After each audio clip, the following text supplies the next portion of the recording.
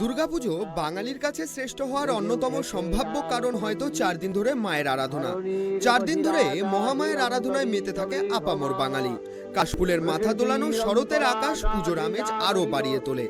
আমোদপ্রিয় বাঙালি দশমীর প্রাক্কালে গেয়ে ওঠে নবমী নিশিরে তোর দয়া নাই। কিন্তু দুর্গাপূজার স্থায়িত্ব যদি একদিন হয়, ভাবলেই মনটা বিষাদে ভরে উঠছে, তাই না? হ্যাঁ, এমনটাও হয়। বোধনের দিনেই বেজে ওঠে নবমীর নিষ্ঠুর সুর। পিতৃপক্ষের অন্তিম ক্ষণে একদিনের জন্য বাড়ি আসেন উমা। পুজো নিয়ে 24 ঘন্টার মধ্যেই পাড়ি দেন কৈলাসের পথে। পশ্চিম বর্ধমান জেলার আসানসোলের হীরাপুরের ধেনুয়া গ্রাম। এখানেই হয় একদিনের দুর্গাপুজো। মহালয়ার দিনেই পুজো নেন দেবী মহামায়া। কুমারী রূপে পুজো করা হয় দেবীকে।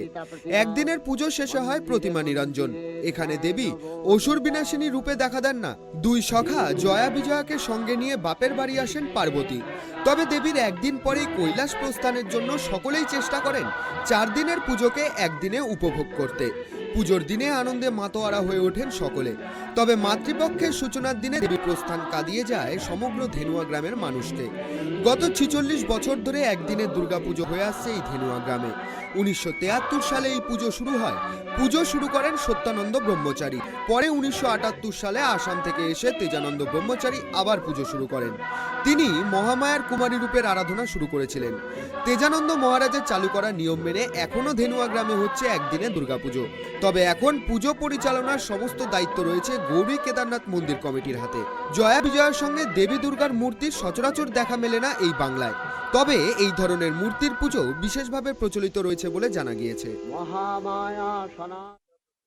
এই পুজো খুব অভিনব পুজো, যে একদিনে নানা পর্যায়ে পুজো সমাপ্ত হয়। যেমন ষষ্ঠী, সপ্তমী, অষ্টমী, নবমী, দশমী পুজো শেষ করার পর আর আজকেই বিসর্জন। এই অভিনব পুজো দেখার জন্য তথা আসানসোল, বার্নপুর, শিল্পাঞ্চল, সমস্ত আসানসোলের সমস্ত মানুষ আর বাঁকুড়া জেলার দামোদর নদ পার হয়ে বাঁকুড়া জেলার সমস্ত মানুষ এখানে দর্শনার্থীরা আসেন। কত ভক্তের সমাগম হয় এখানে? কয়েক হাজার ভক্তের সমাগম হয়। এখানে সকাল থেকে খিচুড়ি প্রসাদ শুরু হয়ে যায়, পেট ভরে সকালকে খিচুড়ি খাওয়ানো হয়। এই পুজোতে আমাদের মায়ের দশভুজা সিংহবাহিনী কিন্তু অসুর দলনী নন। এখানে একটা অভিনব ব্যবহার রয়েছে যে মায়ের সাথে তার সন্তানেরা কার্তিক, গণেশ, লক্ষ্মী, সরস্বতী এরা কিন্তু কেউ নেই। হ্যাঁ, শুধুমাত্র মা তার 2 সহচরীকে নিয়ে আমাদের মন্দিরে এসেছেন। এই পুজো আর কোথাও হয় বলে আমার জানা নেই। সব রীতি রেওয়াজ মেনে হয় ধেনুয়া গ্রামের একদিনের দুর্গাপুজো। স্থানীয় মানুষের এই পুজোকে কেন্দ্র করে উৎসাহ থাকে তুঙ্গে।